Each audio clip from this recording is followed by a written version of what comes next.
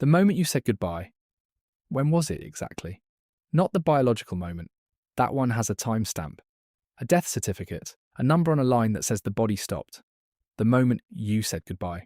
Go back now. Try to find it with precision. The last time you spoke. The last time you held their hand. The last time the room still had them in it. You will notice something strange. The moment resists location. You can get close to it. You can circle it. But every time you try to fix it exactly, it shifts. You were standing in the hallway. Or was it the doorway? It was a Tuesday. Or a Thursday. They said something. You know they said something. But the exact syllables have already dissolved into approximation. This is not a failure of memory. It is not a symptom of shock or exhaustion, though both were present. What you are experiencing is something more fundamental. The brain cannot simultaneously hold the complete coordinates of a moment and the full emotional weight of what that moment meant. The two measurements interfere with each other, and the interference is not accidental. It is structural. In 1927, Werner Heisenberg published a paper that most people have heard of, and almost nobody fully understands: the uncertainty principle. The way it is usually explained, the more precisely you measure a particle's position, the less precisely you can know its momentum. Sounds like a limitation of instruments, like we need a better microscope. But Heisenberg was not describing a limitation of tools, he was describing a limitation of reality itself. Position and momentum, in a quantum system, do not simultaneously exist with full precision. The act of measuring one fundamentally disturbs the other. This is not a metaphor. This is what the mathematics says. And while human memory is not a quantum system in the technical sense, something structurally parallel happens in the brain when the nervous system attempts to encode what researchers now call a singular terminal event, a moment so weighted with finality that the normal recording architecture of episodic memory breaks down under the load. The moment collapses. Not because the brain is malfunctioning, because the brain is operating exactly as it was designed, and the design was not built for this kind of measurement. In 2011, Dr. Mary Frances O'Connor at the University of Arizona published findings in Nature Reviews Neuroscience confirming what had been observed anecdotally for decades. The bereaved brain does not process the loss of a person as a discrete event. It processes it as a continuing recalibration, a sustained attempt to update a predictive model that was built across years of relationship. The goodbye, neurologically, is not a moment. It is a process that extends across months or years. The brain keeps searching for the update, and the searching feels from the inside like the goodbye is still happening. What this means in practice: your brain is not misremembering, it is still measuring. Here is the mechanism. Hold the architecture of what I'm about to describe, because the pieces will matter later. The brain does not store experience like a recording device, it stores predictions. Dr. Carl Friston at University College London has spent 2 decades developing what is now called the free energy principle, a framework for understanding cognition that, in simplified terms, says this: the brain is fundamentally a prediction machine. It does not perceive the world directly. It generates a constant internal model of the world, compares incoming sensory data to that model, and updates the model when there is a mismatch. The model is built from everything you have experienced, including, most importantly, the people who have been with you for a long time. When someone has been next to you for 30 or 40 years, your brain's model of the world contains them, not as a memory, as an active prediction. Every morning, the predictive model generates an expectation that they will be there. The sound of their footstep, the weight of them in the bed beside you, the specific quality of light in the kitchen when they made the coffee. These are not recollections, they are predictions, generated automatically beneath conscious thought, by a system calibrated over decades. When they die, the sensory delta stops confirming the prediction, and the brain does not immediately revise the model. It cannot. A predictive model built over 30 years cannot be updated in a day, or a week, or often even a year. The model keeps generating the predictions. The sensory data keeps failing to confirm them. Every morning, for months or years, there is a microsecond, below the threshold of conscious awareness, in which the model expects them to still be there, and then the data arrives, and the mismatch is registered, and the mismatch registers every time as shock. This is why grief in the morning is disproportionately sharp. It is not psychological fragility, it is structural. The overnight prediction generation process runs without the moderating influence of waking consciousness, and the predictive model has rebuilt itself to its baseline state, which still includes the person who is gone. The mornings when the model and the data collide freshest. Now return to the goodbye. The episodic memory system, centered in the hippocampus, and its connections to the medial temporal lobe, normally encodes experience by binding three components in parallel. Context, which is where you were and what time it was. Content, which is what happened and what was said. And emotional valence, which is how significant the event felt. In moments of extreme emotional significance, the emotional valence signal from the amygdala floods the encoding process. Under extreme activation, the amygdala narrows the hippocampus's encoding bandwidth. A finding confirmed across multiple imaging studies. The resources that would normally be distributed evenly are routed almost entirely to emotion. The emotional weight is recorded with extraordinary precision. The contextual details dissolve. This is the uncertainty principle, operating in neural tissue. You remember with extraordinary precision that it was the last time. You do not remember, with that same precision, exactly what was said. The interference is not random degradation. It is systematic. The more the moment mattered, the more precisely the emotion is stored, and the more the contextual details are lost. This has been replicated in studies of complicated grief led by Dr. George Bonanno at Columbia University, and in research on traumatic memory at the Karolinska Institute in Stockholm. The architecture that records significance and the architecture that records detail are in competition. At peak activation, significance wins. Every time. You are always going to remember it as the most significant moment of your life. You are never going to remember it with perfect clarity. Both of those facts are produced by the same mechanism. Stay with me, because what I've described so far is the part people eventually accept. The blue, the incomplete record. What most people have not been told is why the sense of an unfinished goodbye persists even in people who were there, who were holding the hand, who spoke every word they needed to speak. I've been building a companion to this series and called What Feynman Knew About Grief.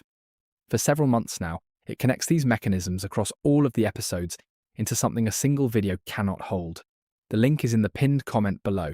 Stay with me, because what is hardest to accept is still ahead. Why, even when you said every word, even when you were there, why does the brain keep behaving as though the goodbye is incomplete? Here is the answer. There is a network in the brain called the default mode network. First identified by Marcus Rachel at Washington University in St. Louis in 2001, it has become one of the most studied systems in cognitive neuroscience. The default mode network activates when the brain is not focused on an external task, when you are not solving a problem, not navigating traffic, not reading. What it does in those moments is not nothing. It runs social simulations.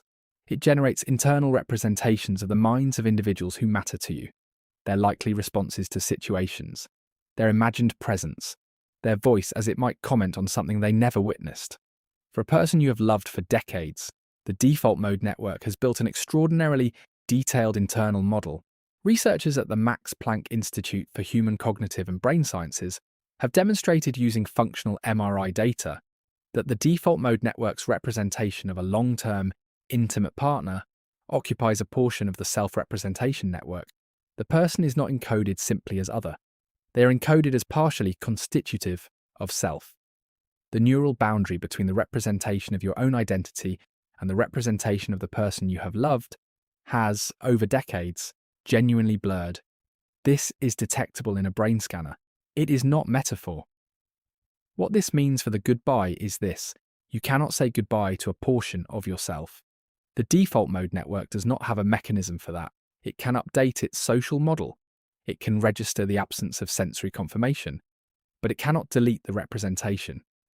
The representation continues to run.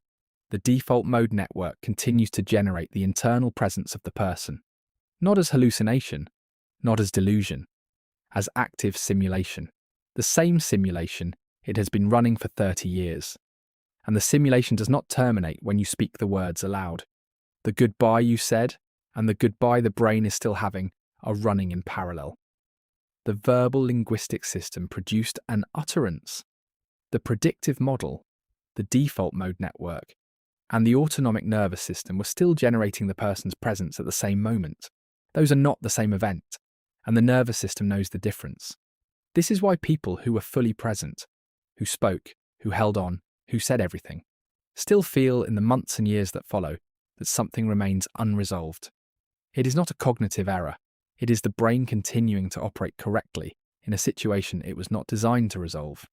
What Feynman knew about grief connects these mechanisms to each other with more depth than this episode can hold. The link is in the pinned comment, only while this video is up. And this is where I want to bring someone into this. Not as a teacher, not as a guide. As a physicist who understood something about measurement that he never fully articulated in a lecture hall. In June of 1945, Arlene Greenbaum Feynman died of tuberculosis at a sanatorium in Albuquerque. Richard Feynman arrived at the hospital after she had already gone. He had come from Los Alamos. He had been working on the bomb. The timing, as timing always is in these moments, was not negotiable. He had not been there for the terminal event. The goodbye had no Feynman in it as witness. He had the before and the after, and the moment itself was a blank, a coordinate he could not locate because he had not been present to measure it. 16 months later, he sat down and wrote her a letter.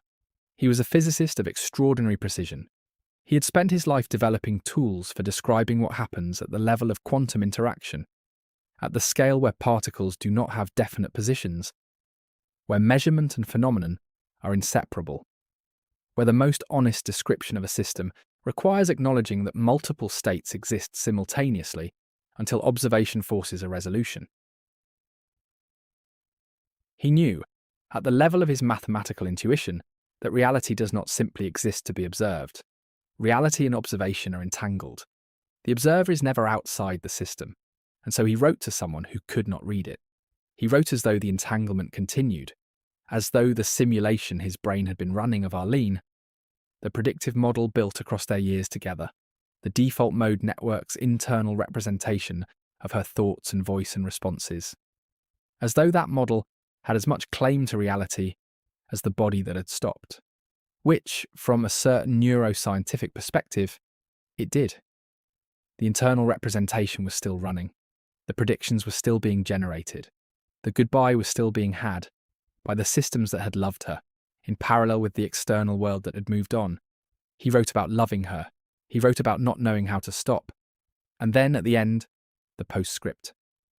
Please excuse my not mailing this, but I don't know your new address. In 2 sentences of physicist's precision, he described exactly what the neuroscience would later confirm. The communication is still being generated. The address is not known. The model of the person is intact. The infrastructure for delivery no longer exists. Both things are simultaneously true. The letter is real, and the recipient cannot be reached, and neither fact cancels the other. He never sent it. He never spoke of it publicly. He kept writing, as far as anyone can determine, for the rest of his life. The letter was found in his archives 43 years after he wrote it, only after his own death in 1988. What Feynman understood, and what the path integral formulation captures in its mathematics, is that a quantum system does not take a single, definite path from one state to another. It takes all possible paths, simultaneously. Every route, every trajectory, every version. The definite path emerges only when a measurement is made, only when an observation forces a resolution. Before the measurement, the system exists in superposition across all paths. All states are simultaneously real. Before the goodbye, in the days of anticipatory loss, or in the sudden silence after unexpected death, the person you loved existed in superposition in your nervous system. All possible versions of them. Every conversation that had not yet been had. Every morning that had not yet arrived. Every path the future might still take. The predictive model was still holding all of them open simultaneously. The goodbye is the measurement. The measurement collapses the superposition into a single outcome. But here is what Heisenberg showed, and what Feynman's path integrals make explicit. The measurement does not simply reveal what was already there. The measurement participates in creating the definite state.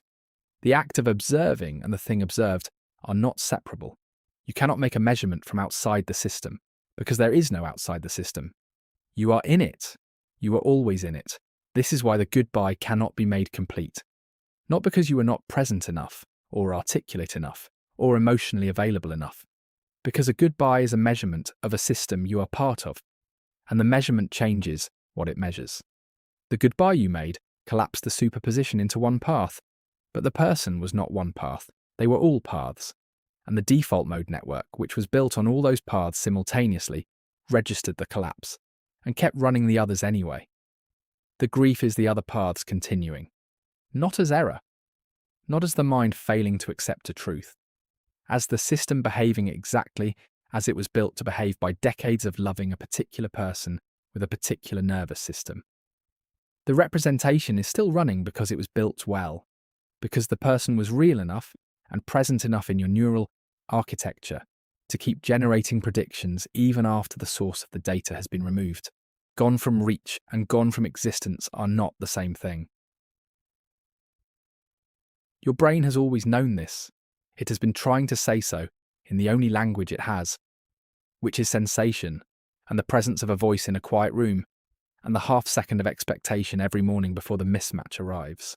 Before this video ends, I want to say something directly to you. Thank you. Truly, you are the reason this channel exists. YouTube removed our ad monetization. And even after that, they continue running ads on our videos, collecting that revenue while this channel receives nothing. We tried to remove the ads so they wouldn't interrupt what we're trying to do here. The machine kept them running. So we created what Feynman knew about grief. Not as a business move, as a way to keep this information reaching the people who need it, without depending on a system that is actively working against us. If what you found here mattered to you, the link is in the description and pinned in the comments. That is how this channel stays alive. Heisenberg proved that you cannot hold both position and momentum with full precision at once. Feynman refused to accept that as the end of the conversation. He wrote the letter anyway. So do we. The letter is still in the archive, it never arrived. He wrote it anyway. The goodbye was said. The default mode network kept generating the conversation. The wave function was never fully collapsed because the person was never reducible to a single state. And neither were you, and somewhere in the neural tissue of everyone who has loved someone they lost, the measurement is still being made. Not because the mind is broken, because the person was real enough to change the shape of the brain that knew them. That is not a small thing. That is what the data shows.